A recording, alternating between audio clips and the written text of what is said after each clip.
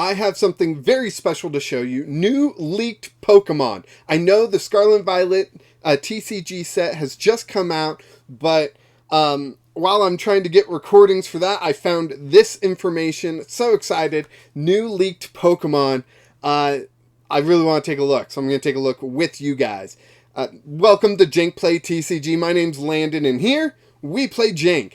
And so I need to switch over to a different view here. But this is going to be the first Pokemon that we're looking at. I believe this could be the grass starter of a new generation, or maybe it's just grass Pokemon out in the wild.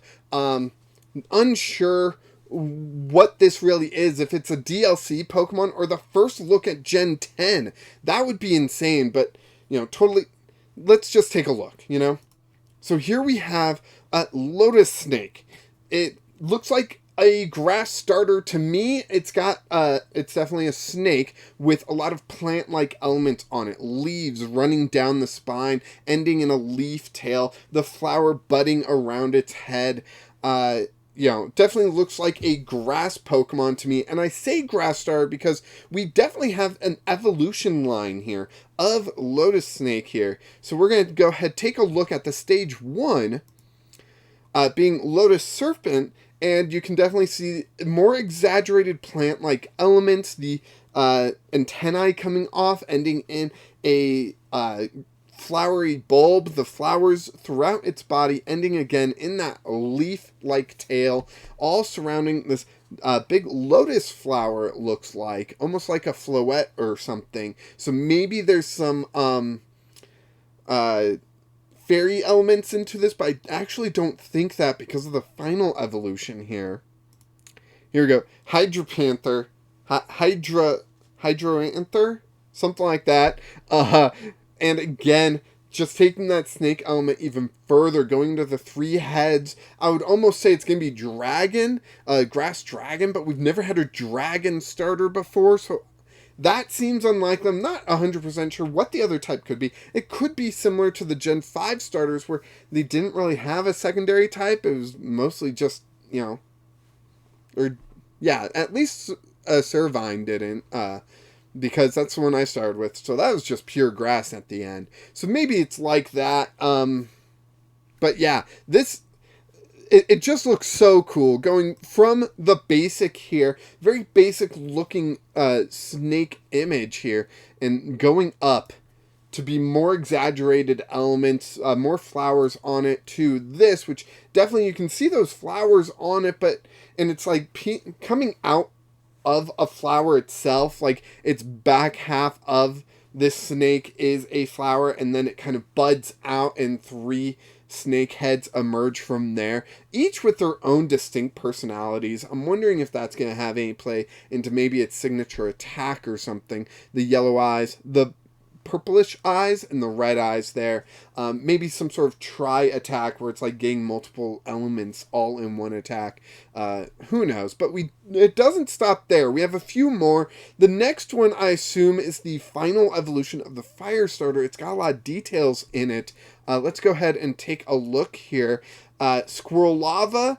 It definitely looks like a squirrel, but you can see the smoke and the flames coming off of it. So definitely fire type. Its face is very, very sharp details. And usually I'm more used to those sharp details being on like the legendaries. Box legendaries have a lot of details to them. Just looking at Koraidon and Miraidon, there are a lot of details to them. And so this probably wouldn't be a box legendary. I would assume that this would be just one of the legendaries throughout the story, but it could also be the final evolution of the fire starter there too. So unsure what's going on here. The next Pokemon that I want to look at is possibly the water starter. Unsure about that. It's definitely ice type, and I figure it's also water type. A lot of ice types are also water types, and if this is a starter, they're going to want that water typing in there, so possibly a water ice starting Pokemon, which would be very cool. We've got Chillot here, definitely an otter looking creature with those ice spikes on it. I think that's a very unique way to incorporate the ice typing in this Pokemon here. And we do have 2 more evolutions of it, so let's look at the next one, being Blizzardor. And you still have those ice spikes on there, but you get a little bit more detail in the under fur, the different color fur there. Even the detail around the eyes is really nice. I like the more elongated portions there. That really feeds into what we're going to see in the final evolution. So let's go ahead and look at that. Glaciator, a lot more elongation, kind of like a Chinese dragon in my opinion, but still with those ice spikes all over it. If it's not the water star, it could end up being an ice dragon as well because of that dragon look to it. So that is pretty cool in itself.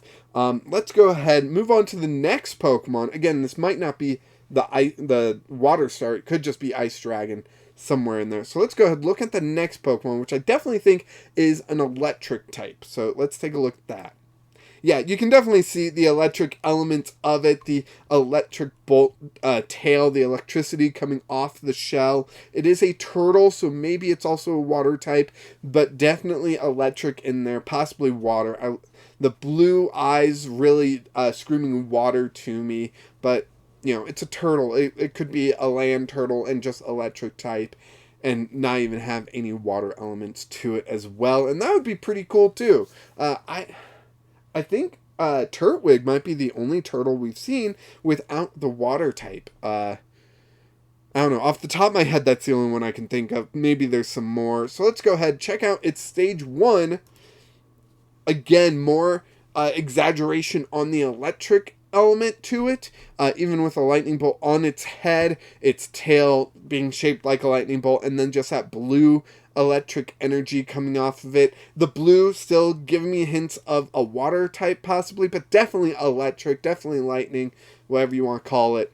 It's definitely that one. It only goes to stage 1 as far as I can see. I don't see anything else, so just the basics, the stage 1 here. And then let's go ahead, go to the final Pokemon that we see art for, and that is Botio, something like that. It's another dolphin. We got our first dolphin in Gen 9, so it's interesting that they're going for another dolphin look so quickly. I love the markings on its head to its back and everything, but the red coloring screams to me fire typing. Possibly this is going to be a water fire type, which would be very cool, but who really knows if that's going to be the case or not. It could just be a unique looking dolphin based on the region that it's from. Again, we have no idea where these Pokemon are going to be shown. Could be in Gen 10, could be in the DLCs for Gen 9, or it could be in a tabletop role-playing game. Happy April Fools, everyone. These obviously are not Pokemon. I'm sure I had no one fooled, as this art is not generally a Pokemon art, but if I did have you fooled, haha. But this is from Eldamon. It is a expansion from the 4 D&D 5e and Pathfinder 2e from Roll for Combat, the Battle Zoo people. Let's open up. Here we go. Here's a full page from the Eldadex for Blizzardor from the Battle Zoo Eldamon. They are trying to bring the Pokemon type of gameplay into tabletop role-playing games, and to me that is very exciting. We've got some more pages here, water type, pet form, they can evolve up, you can battle with them, all that kind of great stuff, but in a tabletop role-playing game, I think it's awesome that they are taking already established tabletop role-playing games and just adding this to them so you can play them in your home game, or you can play them with me if you want. Part of this is I do want to run Eldamon when it releases, or at least when we get some more information, maybe a playtest, something. I want to run Eldamon for some of the community. So if you want to play a tabletop role-playing game with Pokemon-like elements some point in the future, we gotta wait, see what the playtest has in store, you can. I got these images from a newsletter that I'm subscribed to from Roll for Combat, where, they talk about their upcoming releases and what they're working on and give sneak peeks and all that stuff. These are some of the sneak peeks that I got from them. That's the art that I'm using throughout this. This is not sponsored or anything. This is just something that I've pre-ordered that I am excited for, that if you are interested, definitely, let me know. Jump into the Discord. If you want to play this at some point, let me know. We'll get a group together. I don't know how many players it's going to recommend, and I don't know what the limit is. I am learning Pathfinder 2E as we speak, so I can run that in the future, and I bought the PDF for this for a Pathfinder 2E version of it, not a D&D version. So I've got a lot of learning to do, and when the playtests come out, I would love to play this with you. So if you are interested, jump in the Discord and we can chat and stuff about Eldamon, and I can share with you what I have and what you can experience in that game. And I know this is very different from what I normally do, but it's still tabletop gaming, so maybe some of you are interested.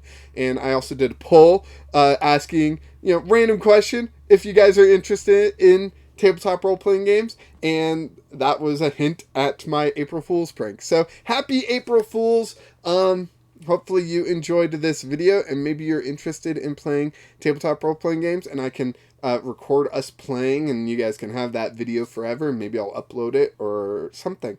But jump in the Discord, let me know you're interested, and press that like button, subscribe to the channel, share with your friends if you want to prank them for a little bit, or maybe they're interested in tabletop role-playing games and want their Pokemon, mix their Pokemon in with their D&D or something, whatever. And until next time, keep playing Jank.